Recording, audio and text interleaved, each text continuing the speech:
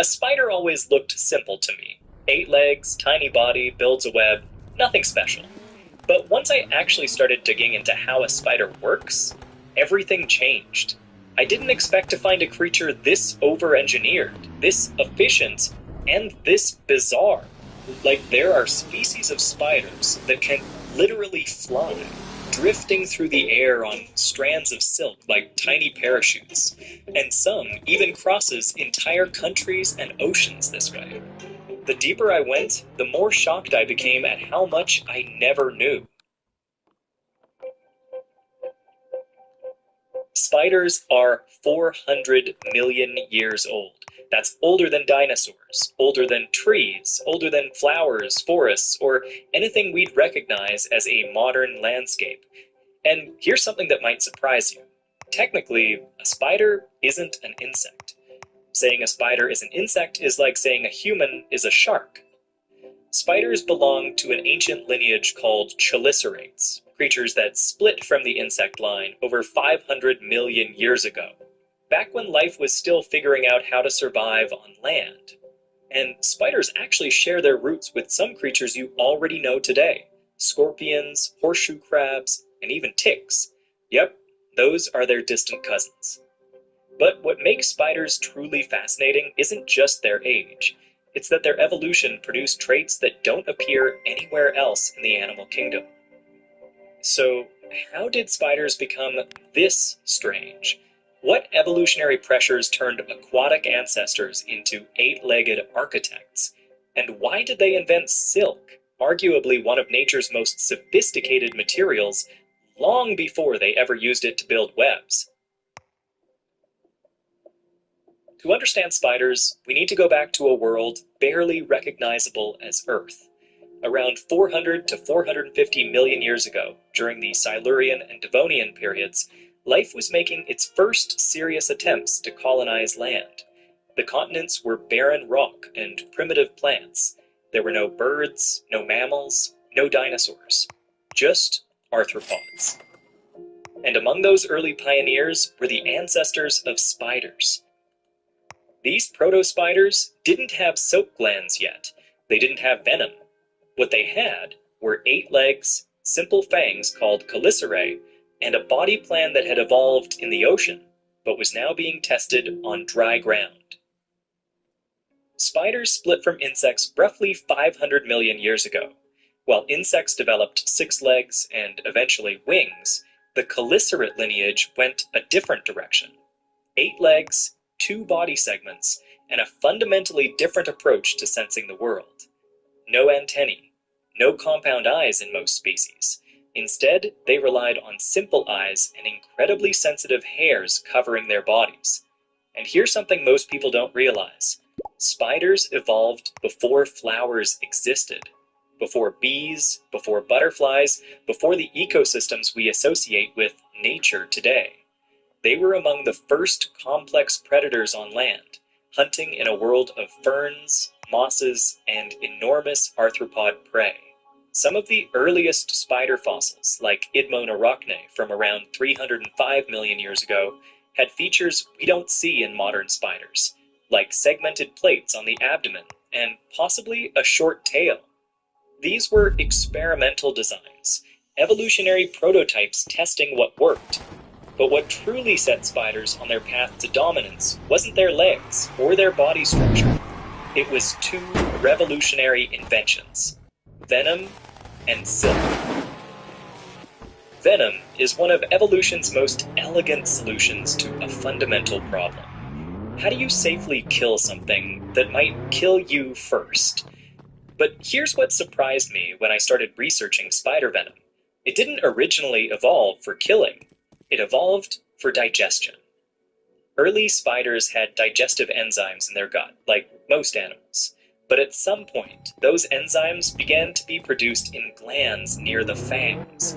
When injected into prey, these enzymes started breaking down tissue externally, pre-digesting the meal before it was consumed. Over time, some of these enzymes mutated into neurotoxins. Instead of just dissolving tissue, they started disrupting nerve signals, paralyzing prey almost instantly. This gave spiders an enormous advantage. They could subdue dangerous prey without prolonged struggle. And venom didn't just evolve once. It evolved independently in multiple spider lineages, each time producing different chemical cocktails tailored to specific prey. Tarantulas developed venom optimized for insects and small vertebrates. Widow spiders evolved neurotoxins that target the nervous systems of larger animals. Funnel web spiders in Australia produce some of the most potent venom on Earth, containing compounds that can kill a human in hours. But most spider venom isn't designed to kill. It's designed to liquefy. Spiders are external digesters. They bite, inject venom loaded with digestive enzymes, then wait for the prey's insides to turn into a nutritious soup they can suck out. Some species even evolve venom that works like anesthetic. Certain tarantulas inject compounds that numb prey tissue, preventing the victim from struggling while digestion begins. Others use venom that hijacks muscle control, forcing prey into paralysis while remaining alive. Fresh food stored for later consumption. This is predation at a chemical level, and it set the stage for the next innovation: silk. If venom was spiders' weapon, silk became their superpower. Spider silk is one of the most remarkable materials in nature. Pound for pound, it's stronger than steel. It's more elastic than rubber, stretching up to 40% of its length without breaking. And spiders have been producing it for over 380 million years. But silk didn't start as a web-building material. It originally evolved for protecting eggs. Early spiders produced silk from specialized abdominal glands called spinnerets, wrapping their eggs in protective cocoons. Over time, they discovered other uses: drag lines as safety tethers, burrow linings, and eventually aerial snares. Here's where it gets extraordinary. Modern spiders don't produce just one type of silk. They produce up to 7 different kinds, each with distinct properties. Dragline silk, the strongest, forms web frameworks. Capture silk comes coated in sticky droplets. Wrapping silk immobilizes victims. Each type comes from a different gland, and spiders switch between them depending on the task. The golden orb weaver produces silk that Darwin's bark spider makes silk tougher than Kevlar, building webs that span rivers, some stretching over 25 meters. Some spiders abandon webs entirely for creative silk uses. Bola spiders spin single threads with sticky balls, swinging them like lassos to catch moths. Water spiders construct diving bells, underwater air chambers made of silk. Others use silk for ballooning, releasing strands into wind to travel hundreds of kilometers. But the most incredible thing about silk isn't its material properties. It's that spiders use it as an extension of their nervous system. A spider's web isn't just a trap, and this blew my mind. It's a full-on sensory organ. When prey lands on a web, vibrations travel through silk strands like signals through a network. Spiders read these vibrations with extraordinary precision, identifying prey species from vibration frequency, estimating size from movement amplitude, distinguishing between struggling prey, mating signals, and wind. Silk transmits vibrations incredibly efficiently. Each strand acts like a tuned guitar string, resonating at specific frequencies. Spiders monitor the entire structure simultaneously from the center or through signal threads. Research shows orb-weaving spiders detect and locate prey in complete darkness using only vibrational cues. Different web designs optimize for different information. Orb webs detect flying insects. Funnel webs amplify ground vibrations. Cobwebs confuse prey while providing multiple signal pathways. Here's something that surprised me. Many orb weavers rebuild their webs daily. They tear down the old structure, consume the silk to recycle proteins, reclaiming roughly 90% of what they invested, then build fresh webs optimized for current conditions. The web is temporary architecture, a disposable sensory interface rebuilt to maximize hunting efficiency. It's extended cognition made physical, allowing spiders to perceive their environment in ways their nervous system alone couldn't achieve. But the weird part is that the spider doesn't rely on the web to be impressive. Its own body has features that are just as extreme. Spiders possess sensory and mechanical systems that seem almost engineered. Most spiders have 8 eyes, each serving different functions. But jumping spiders develop something extraordinary: telescopic retinas. Their front-facing eyes have layered retinas that move internally, scanning environments without head movement. They perceive depth through chromatic distance measurement, different light wavelengths focusing at different distances. They see ultraviolet wavelengths invisible to us. This visual acuity allows jumping spiders to hunt without webs, pouncing from distances up to 50 times their body length. But that explosive leap reveals another bizarre feature: hydraulic legs. Spiders don't have extensor muscles. Instead, they pump hemolymph, their blood, into legs, creating internal pressure that forces joints to straighten. It's construction equipment principles, but miniaturized and biological. This hydraulic system provides incredible jumping power, but creates vulnerability. Punctured exoskeletons lose pressure, preventing proper leg extension. This is why dying spiders curl up. Beyond vision, thousands of specialized hairs called trichobothria cover spider bodies. These hairs detect air movements as small as 1/10 the width of a human hair. Some species use them to detect insect wing beats before prey touches webs. Others sense airflow from approaching predators. One study found certain spider hairs respond to sound wave frequencies, effectively allowing spiders to hear without ears through mechanical deflection of sensory structures. Everything about spider physiology seems optimized for predation through millions of years of evolutionary refinement. But the actual hunting behaviors are where things get genuinely strange. Trapdoor spiders hide underground and launch ambushes. Net-casting spiders throw silk nets at prey in pitch darkness. Crab spiders change color to match flowers. Ant-mimicking spiders disguise themselves to infiltrate colonies. But perhaps the most surprising discovery isn't strategy diversity, it's evidence that some spiders plan their attacks. Spiders have tiny brains. Most nervous systems fit inside their cephalothorax with room to spare. Jumping spiders, particularly genus Portia, demonstrate planning-like behaviors. When hunting other spiders, dangerous prey that fight back, Portia spiders perform reconnaissance. They observe target webs from distances, sometimes for extended periods, analyzing structure and position. Then they execute detours, approaching from angles minimizing detection.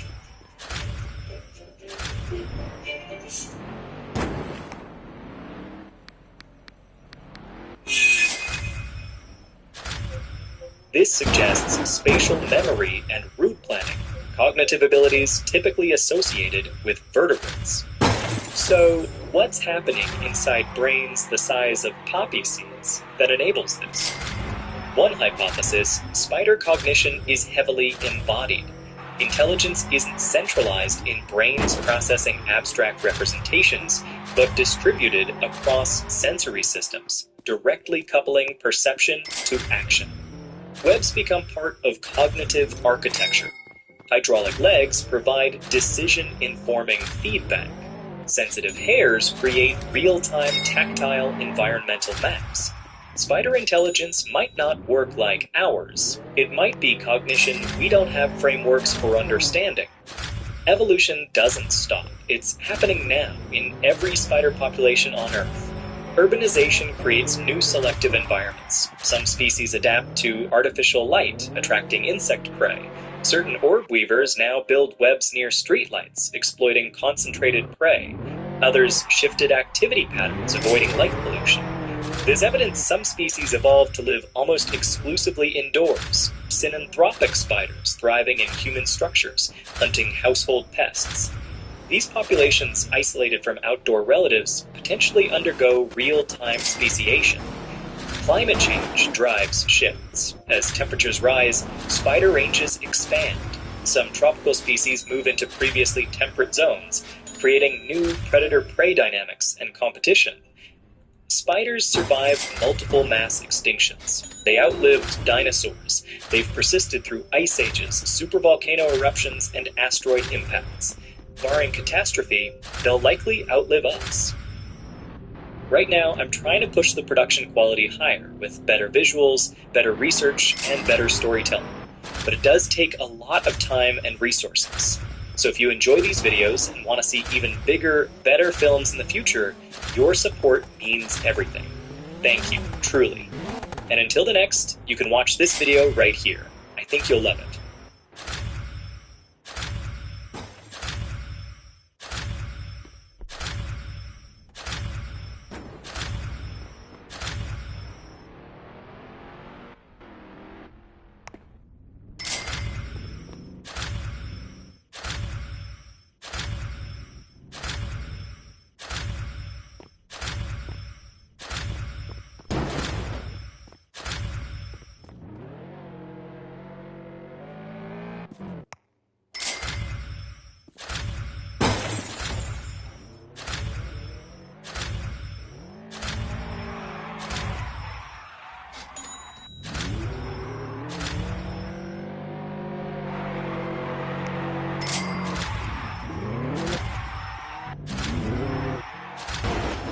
This video is sponsored by Surfshark.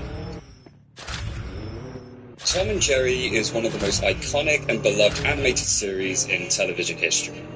And I would dare say, my favourite animated series of all time.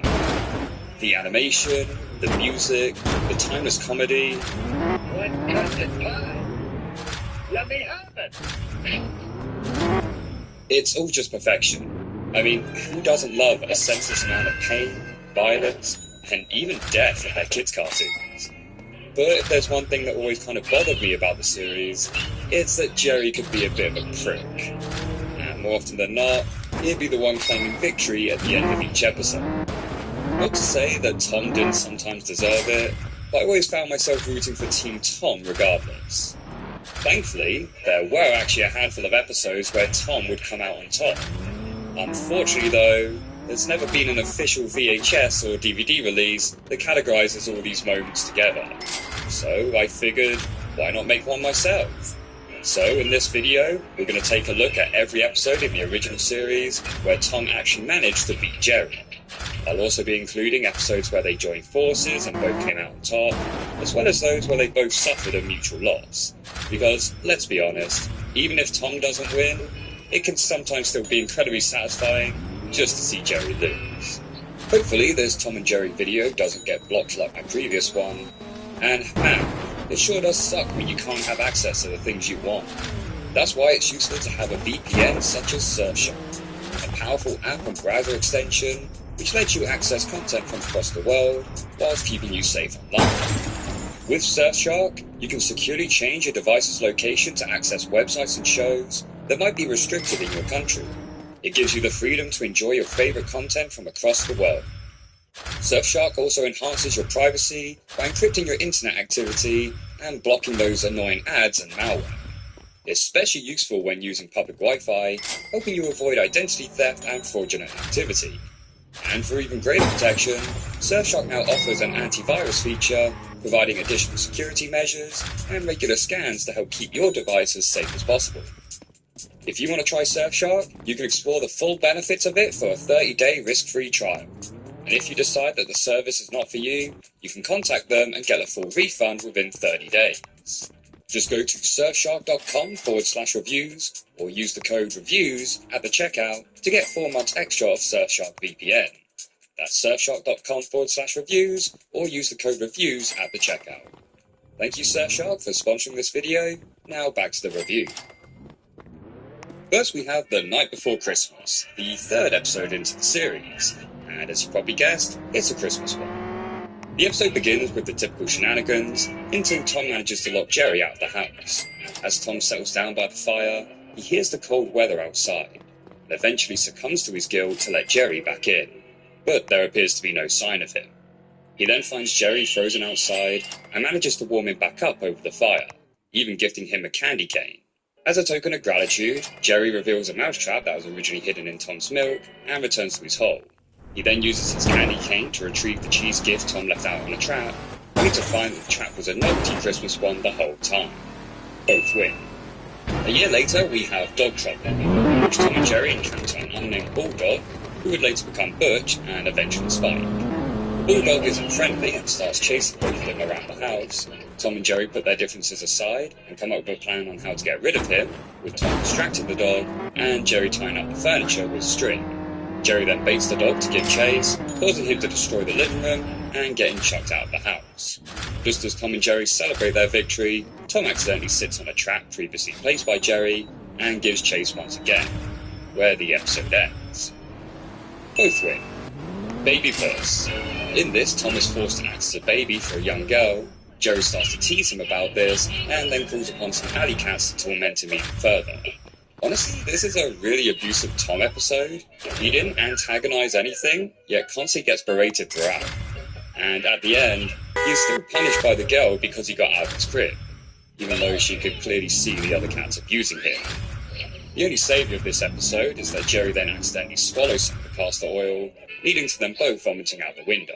So a loss for both, but mostly for Tom. The $1 Million Cat, one of my favourite episodes in the entire series. In this, Tom inherits a fortune from his owner's arm, but the catch being that he's not allowed to harm any living creature, even a mouse, or else the money will be revoked.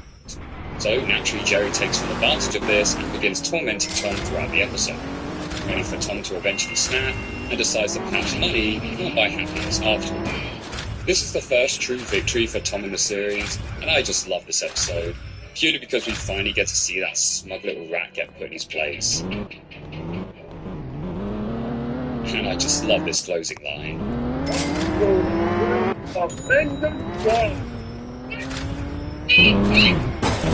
Victory for Tom. The Bodybuilder. This episode is also another straight-up win for Tom, and was actually released straight after the $1 Million Cat, because the writers were feeling a bit of Team Tom that year. Jerry befriends a bulldog after rescuing him from capture, and as a reward, the dog tells Jerry that whenever he needs help, simply give a whistle. Jerry takes full advantage of this throughout the entire episode, until Tom manages to seal his mouth shut with some rubber cement. However, with some incredibly strong lung strength, Jerry manages to break through the rubber cement and begins calling for the dog. As Tom lies there and accepts his fate, both soon realise that there is no sign of the dog. It's revealed that he's once again been captured, with Jerry desperately running after him, whilst Tom is giving chase. Victory for Tom. Mouse in Manhattan. Jerry decides he's had enough of living with Tom, and so decides to leave home and start a new life in New York. Whereas things start out promising, Jerry soon realises that the city life is not what it's cracked up to be. Perhaps it's better to have the devil you know than the devil you don't. He rushes back home, tears up his goodbye letter, and shows his appreciation for Tom. Wasn't sure whether to class this as a victory for Tom or not, but he manages to get through the episode completely unharmed, which may be the only time in the series now that I think about it, and does get some love from Jerry. But Jerry also finds a new appreciation for his home, so I'm classing this as a win to both. The Truce Herds. After getting sick of their constant fighting, Butch proposes that the three of them put their differences aside and form a truce to get along as pals instead. The three agree, and in the beginning things seem to be going well. That is until they come across a steak which falls off the back of a meat van, and neither can agree on how to split it evenly. The three begin to fight over it, eventually losing it altogether. Blaming each other, they tear up the truce and go back to fighting one another yet again. Both lose. Old rocking chair Tom sees Tom get replaced with a much younger and faster cat. The new cat, being named Lightning, makes short work of Jerry, but then also frames Tom for stealing food, so also gets him kicked out of the house. Tom and Jerry decide to work together to not only get Lightning kicked from the house, but to also show that Tom is still the #1 mouse catcher. This episode has a very similar plot to the earlier installment, The Lonesome Mouse, with The key difference here being that Tom doesn't end up betraying Jerry at the end, and actually agrees to share half of the reward with him. Victory for both. Polka Dot Puss sees Tom faking a cold so that he doesn't have to get thrown out for the night, which, you know, fair. Though Jerry decides to give him a taste of his own medicine, so to speak, and convinces Tom that he has measles. Throughout the episode, Jerry gives Tom a bunch of crackpot treatments, until Tom eventually figures out that it's all a hoax. He chases after Jerry, but after catching him, discovers that Jerry has come down with actual measles. Tom desperately tries to prevent himself from getting infected, but it's too late. And the episode ends with them both being quarantined. Lost for both. Heavenly Books, one of the darker entries into the series, as we open up with Tom nearly cutting off Jerry's hand, Tom getting killed, and then witnessing a bag full of drowned kittens. What the fuck? In this episode, Tom is killed and is hoping to board the Heavenly Express. However, he's told that he's not allowed to until he receives forgiveness from Jerry. He has 1 hour to convince Jerry, otherwise he gets sent down to hell. After numerous attempts and pleads, Jerry eventually agrees to sign the document, but unfortunately for Tom, it was too little too late, and he gets sent down into the fiery pits below. Fortunately, the whole thing turns out to be a dream, but Tom isn't taking any chances, and immediately goes to show his love for Jerry. Kinda similar to the ending of Mouse of Manhattan, only now it's Jerry's turn to get some love. Victory for both. The Cat and the Mermaids. The episode starts off with Tom and Jerry having a skirmish at the beach, which results in Tom falling off a pier and into the ocean below. There he finds that he hasn't drowned, and also discovers Jerry to be there, but now with a fish's lower half. A germate, you could say. Underwater shenanigans ensue, until Tom is captured by a large octopus. Jerry actually tries to save Tom, but is unsuccessful. Fortunately, it turns out to once again all be a dream, as Jerry is seen trying to resuscitate Tom shortly after from when he fell into the water. The two shake hands, where the episode ends. Man, 1949 was a bit of a tricky year for the duo, wasn't it? Victory for both. Jerry's Diary. The first time in the series where they did a clip show. In this episode, Tom gets inspired by a radio segment to show kindness to a small animal friend. So he gets a bunch of gifts for Jerry, but finds that he isn't home. But whilst looking inside, he notices Jerry's diary and decides to have a sneaky peek. There he reads about a few of their pastime adventures, getting increasingly angry and destroying a gift with each one. Oh, and hey, look, it's where the meme comes from. Eventually, Jerry returns home and notices the pie, and asks Tom if it's for him. And Tom, in his good nature, states that it is, and lets him have it.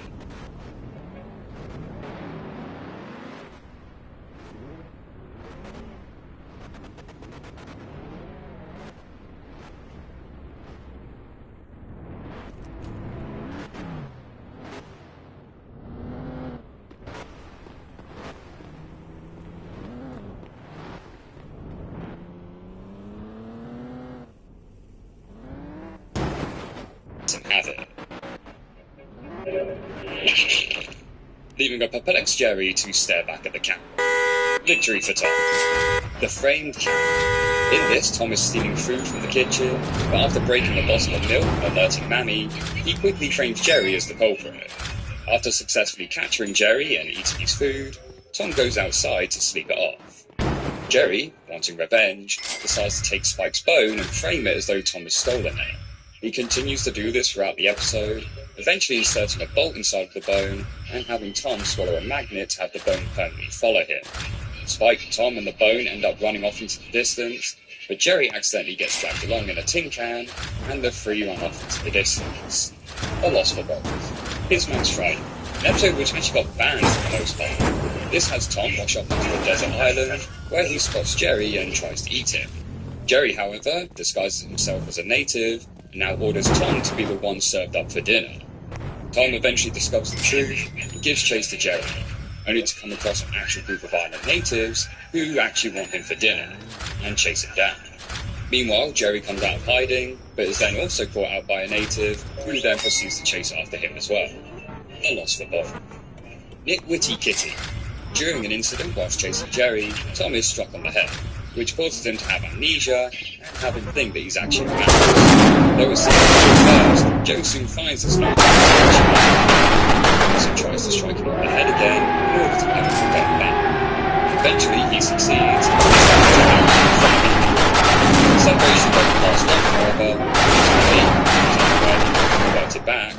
strikes him on the head once more, turning him back into his once persona, much to Jerry's dismay. Victory for Tom. Cut. Smitten Kitten. Another picture from the episode, as Jerry notices Tom falling in love with a neighborhood cat, and gets reminded about how this has always been bad, even though technically he always ended up winning in the end. So with the help of his devil conscience, he heads off to go and sabotage this romance, but gets distracted himself by a female mouse en route, with even the devil mouse managing to fall in too. So a victory for both. Triplet trouble. In this episode, 3 little kittens are brought over to be looked after for the day, and though initially appearing cute and innocent, they are actually 3 little terrors.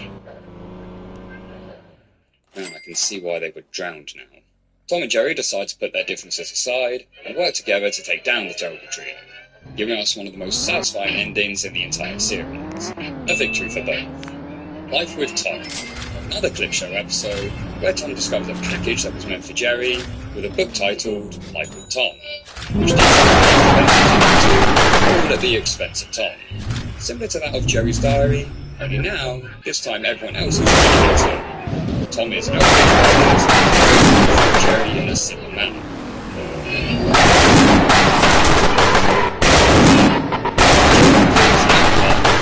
Which states that with this book's success, Jerry willingly decided to split the profits with Tom, with a check in his name. Tom miraculously has a change of tune, and the episode ends with him now finding great laughter in the book after all. I guess money actually can buy you happiness. A victory for both. Puppy Tale. This episode actually starts off incredibly dark, as Jerry rescues other little puppies who were just thrown into the river. This series of drowning animals. One of the puppies continues to stick around, and so Jerry reluctantly decides to take him back inside. Tom isn't too thrilled by this, and kicks both of them out. But as a storm begins to rage, Tom begins to feel guilty and heads out in search for them, only to get blown into the river himself. Jerry and the puppy are able to rescue him, and so Tom reluctantly agrees that the puppy can stay. The puppy then runs off and barks out, while all his siblings come and enjoy. Both Tom and Jerry happily watching them enjoy their meal. Victory for both. Hiccup Pup focuses on Spike's son, Tyke, after he's having a bad case of the hiccups. And whenever Spike manages to get him off to sleep, Tom comes along chasing Jerry, which ends up waking Tyke back up. This goes on throughout the episode, and eventually even gives Spike the hiccups as well.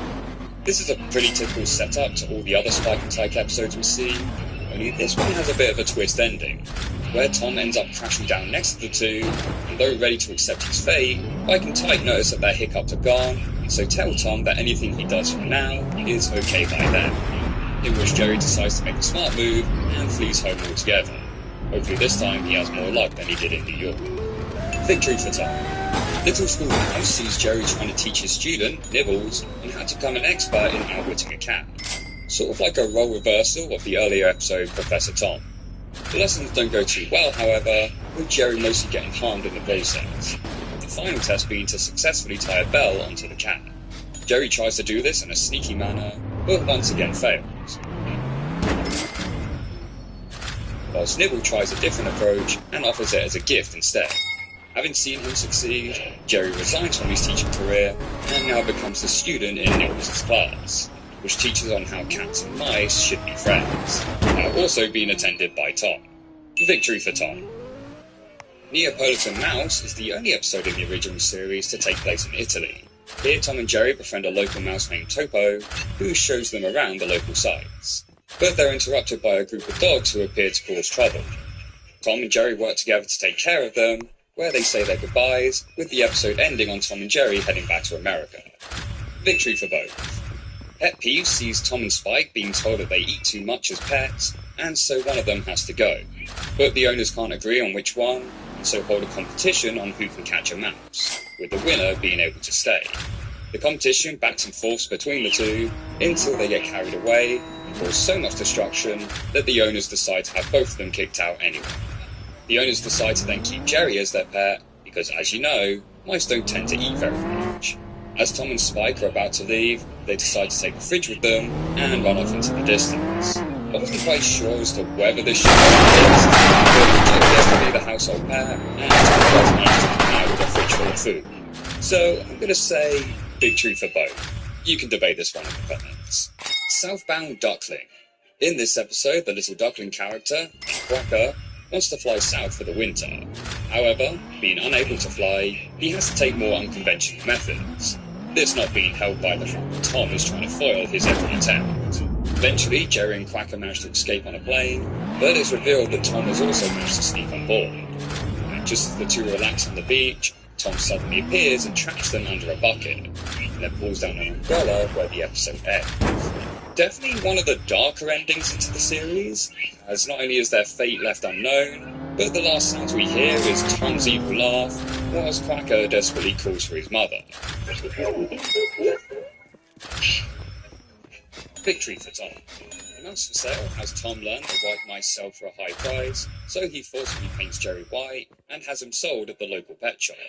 Tom has the money hidden away. Fortunately for him, his owner discovers the money and heads out to go shopping. And as you can probably guess, the thing she ends up buying is a cute little white mouse.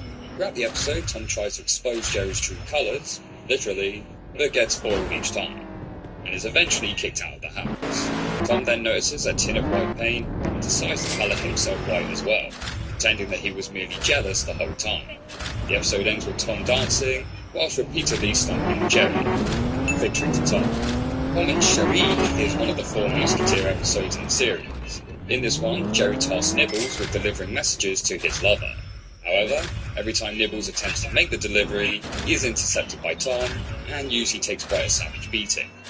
At the end of the episode, Nibbles is so fed up with the ordeal that he actively refuses to participate in any further fights, and simply storms off down the road. I don't actually know whether to class this as a victory for Tom or not, but he does spend much of the episode having the upper hand, and does end it being unscathed. As far as his fate can go in some of these episodes, yeah, I'll class this as a win. Victory for Tom.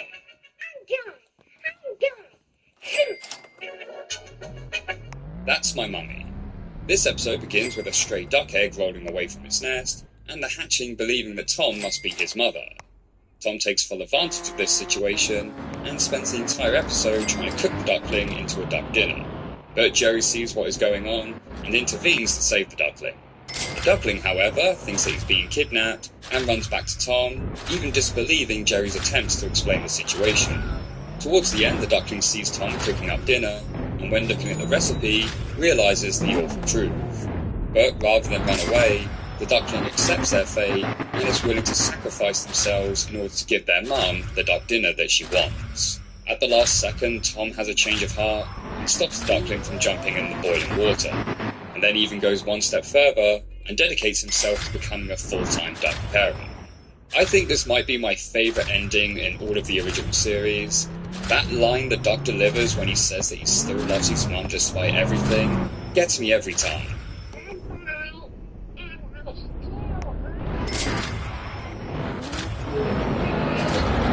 Victory for Tom, and everyone in the audience. Busy Buddies. This episode sees Tom and Jerry working together to keep a baby safe from the dangers as it wanders out of its crib.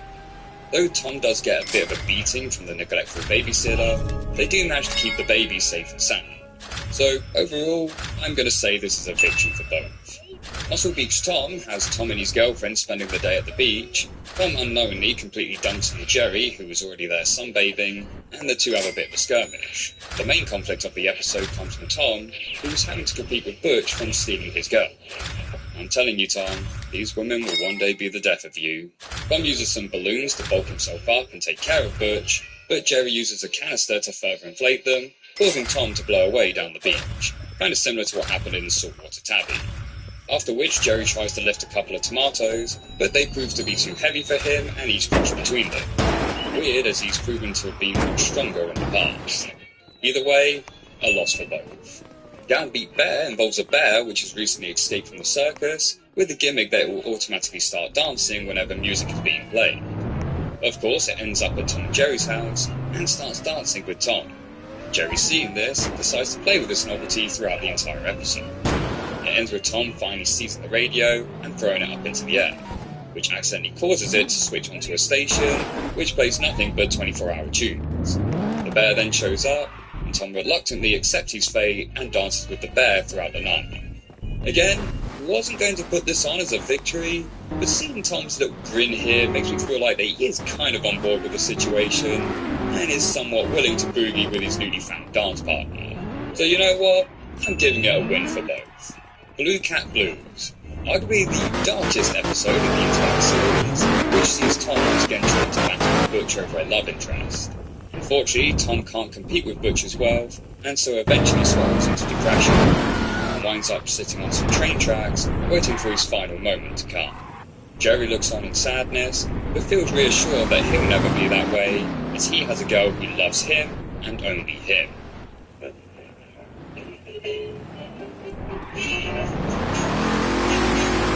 Jerry then goes to join Tom on the tracks, as the sound of an approaching train is heard coming towards them, where the episode ends.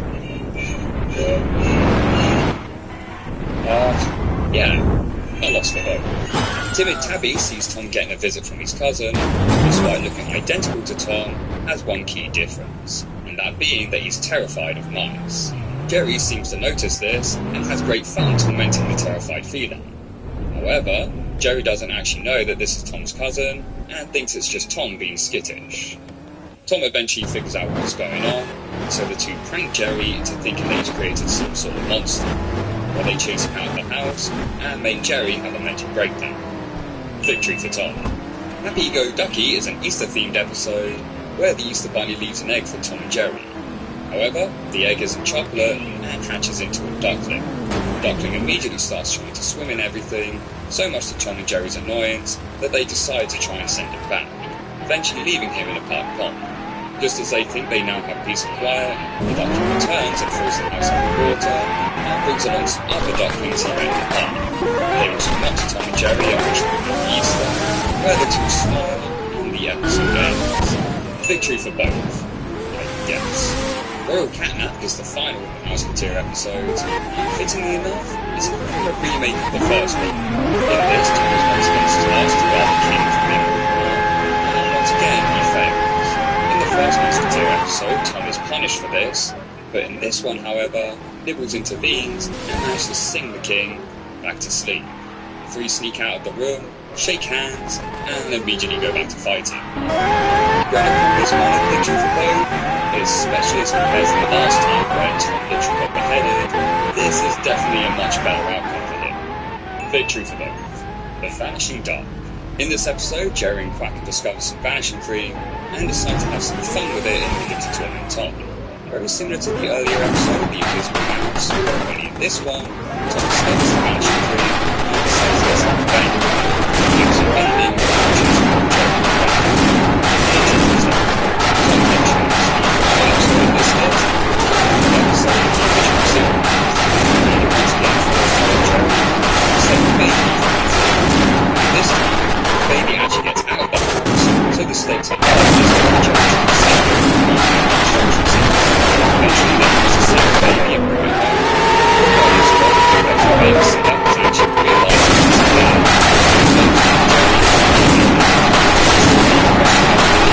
explain to the officer that past the van and off down the street. Really wasn't sure as to whether to put this as a loss or a victory for both, as they do both get arrested, but after the officer sees the baby falling away firsthand, I'm going to headcanon it that they were released and the babysitter was put away for child abuse. And therefore, we get to end the final episode with a victory for both. And after they beat, yeah, I think they deserve it. Anyway, thank you everyone for watching this video. If you think I missed out any episodes or disagree with some of my choices, do feel free to comment below. But until the next one, take care.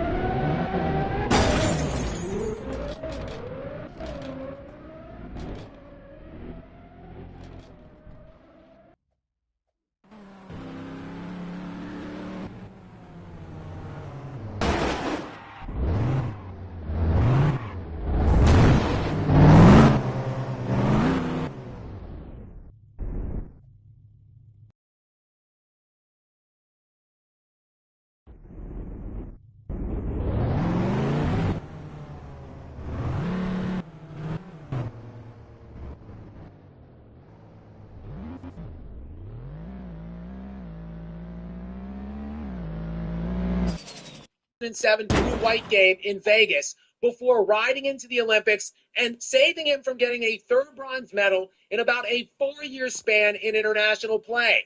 I'm old enough to remember Kobe Bryant punking this guy by winning 2 NBA championships in back-to-back years with 1 All-Star against teams that eliminated league MVP LeBron James with the best record in the NBA. I'm old enough to remember Kobe Bryant punking this guy in his prime while Kobe was beyond his in an All-Star game. See, I'm old enough to remember all of that. I'm old enough to remember LeBron James not even being the best player in his own era, and I have to sit here and choke on 20 years of LeBron James GOAT commentary from the national media. So yes, I started this platform to fight back, to push back against that messaging, but I have gotten away from the LeBron James commentary as of late. In fact, I'm dying to get away from the LeBron James commentary. I didn't talk about him when he wasn't playing, and I just want him to go away and stop playing and polluting the current NBA product so we can let it grow and heal from his destructive presence over the last 10 to 15 seasons. That one right there made me the greatest player of all time. But now you guys want me to talk about him. You guys want me to talk about him after pulling a couple shots out of his ass in Philadelphia last night in the fourth quarter, and again, humiliating himself by running up and down the court, crowning himself. Typical LeBron behavior here. But sure, I'll talk about it. LeBron James had a great game last night, guys. He made some clutch shots in the fourth quarter, and the game snapped a streak of 3 sheerly heinous ass performances. Let me go ahead and read the lines off for you. LeBron's last 3 games going into that night against Philly last night: 13 points on 5 of 13 shooting, 10 points on 3 of 10 shooting, 8 points on 4 of 17 shooting. LeBron James is now smack dab in the worst season of his career to this point. He's averaging 60 points per game. That would be a career low. He's averaging 4.7 rebounds per game. That would be a career low. He's shooting 46.5% from the field. That would be the second worst number of his entire career since his rookie season. And yes, he is averaging 7.6 assists per game. Kudos, congratulations, LeBron, for getting to 7 assists per game with a guy on your team in Luka Doncic, who is dropping 35 a night. That would be tops in the NBA. And Austin Reeves, who is averaging 28 per game, which would be good for 8th best in the NBA. LeBron, meanwhile, at the moment, is outscoring DeAndre Ayton by about 0.8 of a point from dropping to the 4th leading scorer on this team.